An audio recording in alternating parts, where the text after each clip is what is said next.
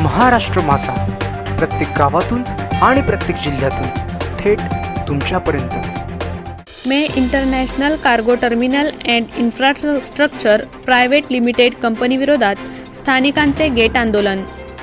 International cargo terminal and infrastructure कंपनीने सन 2016 साली कळंबुसरे येथील शेतकऱ्यांची शेतजमीन खरेदी केली आहे। यावेळी शेतजमिनीच्या जमीन मालक शेतकऱ्यांना लिखित व तोंडी आश्वासन देण्यात आले आहे। या अगोदर कंपनीने 107 शेतकऱ्यांपैकी सन 2017 मध्ये 35 कामगार सेवेत घेतले।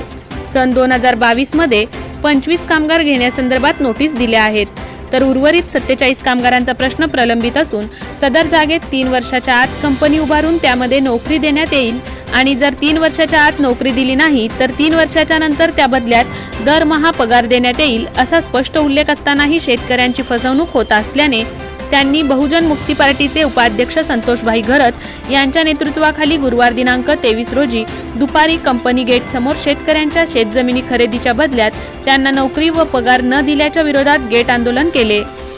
यावेळी मोठ्या संख्येने शेतकरी कुटुंब उपस्थित होते। यावेळी जमीन आमच्या हक्काची नाही कुणाच्या बापाची अशी घोषणाबाजी केली। या प्रसंगी काही संघटनांनी या लढ्याला पाठिंबा दर्शवला। यावेळी राष्ट्रीय मूळ निवासी बहुजन कर्मचारी संघाचे महाराष्ट्र उपाध्यक्ष संतोष घरत, जिल्हाध्यक्ष गणेश पाटील, जिल्हा महासचिव संजय घरत, सरपंच कुलदीप नाईक, माजी सरपंच सुशील राऊत, शिवसेना तालुका प्रमुख संतोष ठाकूर, छत्रपती क्रांती सेनेचे तालुकाध्यक्ष विनोद ठाकूर, शेतकरी संघर्ष समितीचे शशिकांत पाटील आदींसह मोठ्या संख्येने मान्यवर उपस्थित होते। दरम्यान international cargo terminal and infrastructure कंपनीच्या व्यवस्थापनाचे सिंग यांनी बहुजन मुक्ती पार्टीचे राज्य उपाध्यक्ष संतोषभाई घरत, संतोष ठाकूर, बहुजन पार्टीचे जिल्हाध्यक्ष गणेश पाटील यांच्यासह गेट आंदोलन करणाऱ्या शेतकऱ्यांच्या प्रतिनिधींना चर्चेसाठी पाचारण केले। यावेळी शेतकऱ्यांचे खालील प्रश्न सोडवण्यात यावेत।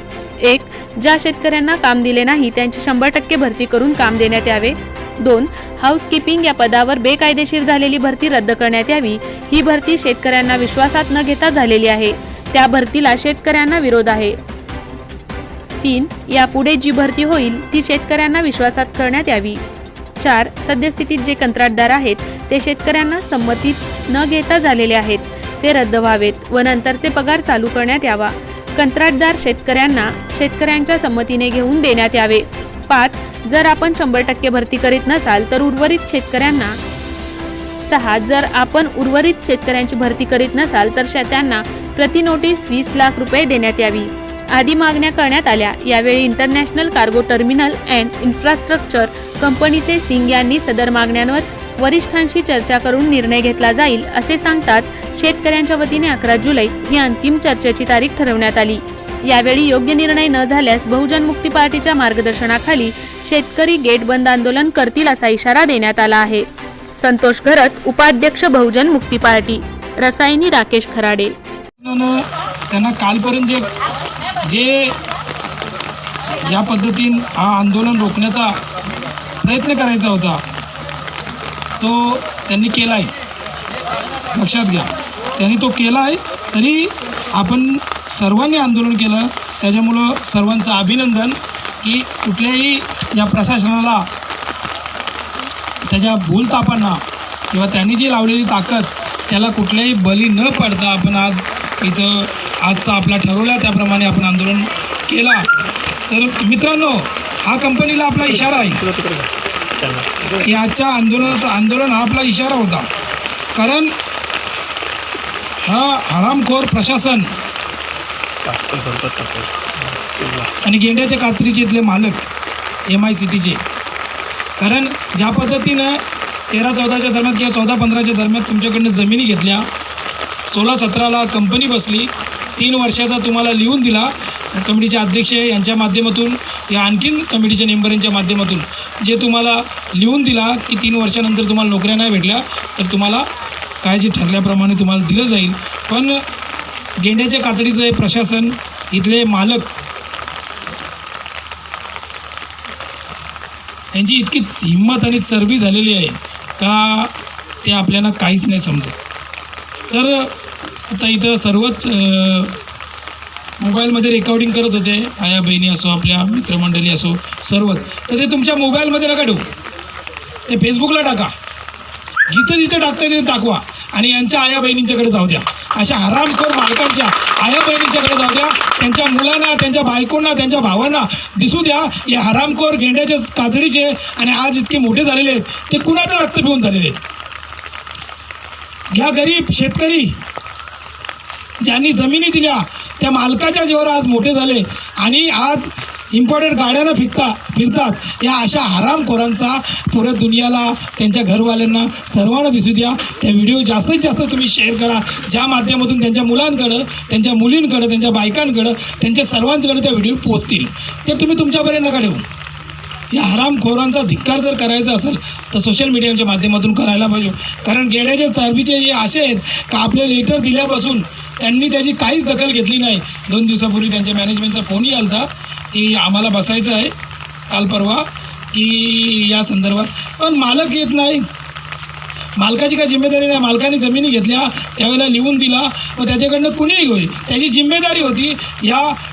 जेव्हापासून आंदोलनाची तयारी झाली त्या दरम्यान या शेतकऱ्यांना, ज्या नोटीसवाले शेतकरी त्यांना बोलवून त्यांच्याशी बसून याचं सोल्युशन काढायला पाहिजे. परंतु हे चरबीचे आहेत, यांना जास्त चरबी चरलेली आहे.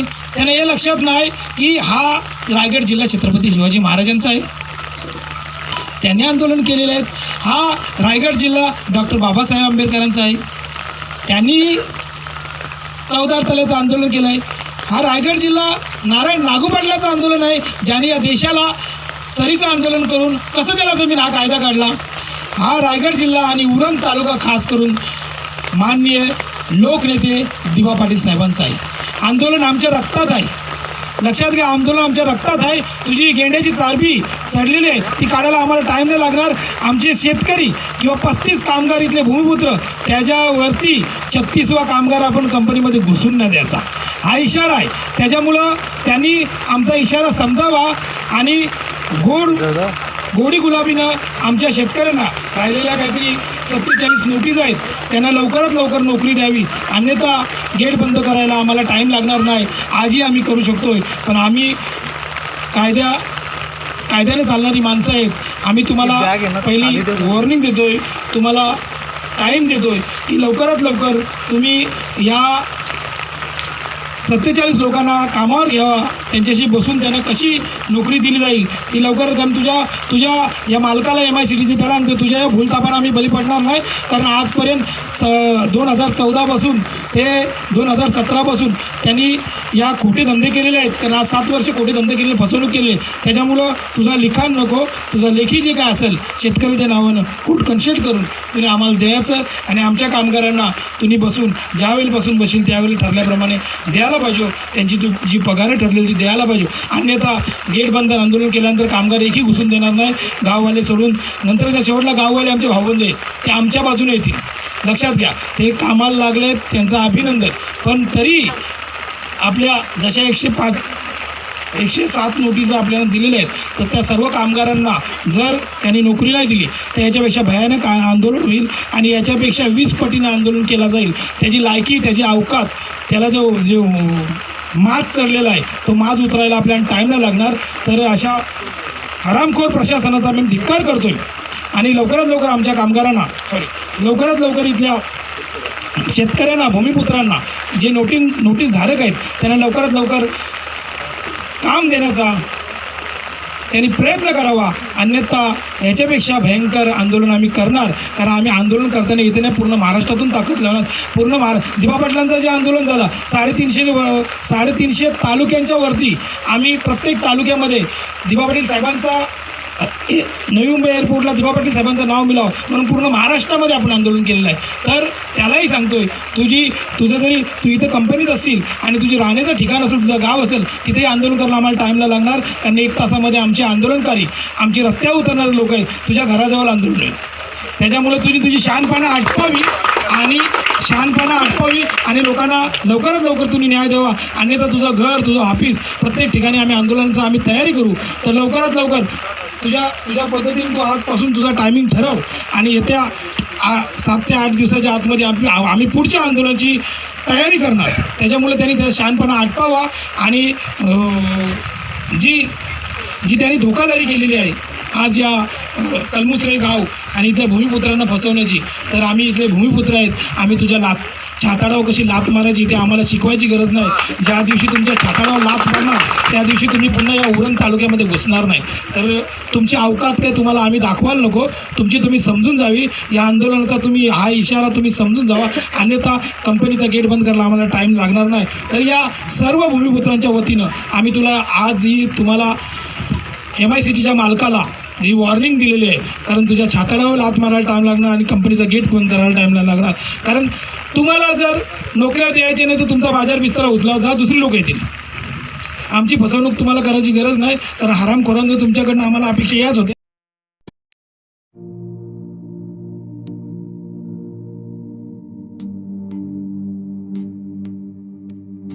मोठे वेणगाव येथील आयुष्य फार्म हाऊस, जिथे तुम्ही घेऊ शकता तुमच्या परिवारासह सुट्टीचा आनंद.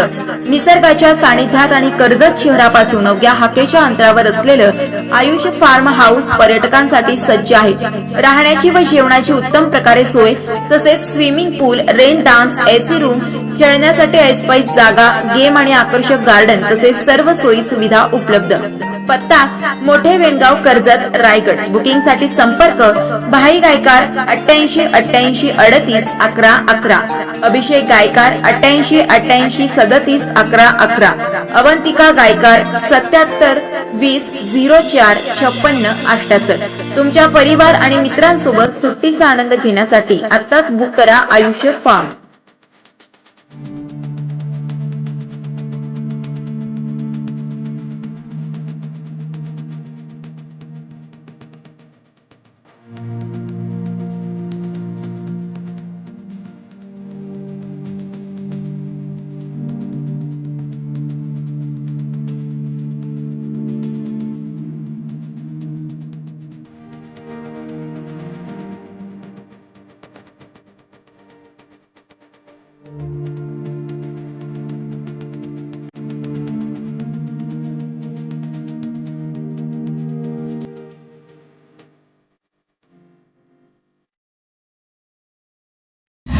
महाराष्ट्र माझाला सबस्क्राईब करा आणि बाजूचा बेल आयकॉन प्रेस करून मिळवा आपल्या परिसरातील ठळक आणि ताज्या घडामोडी.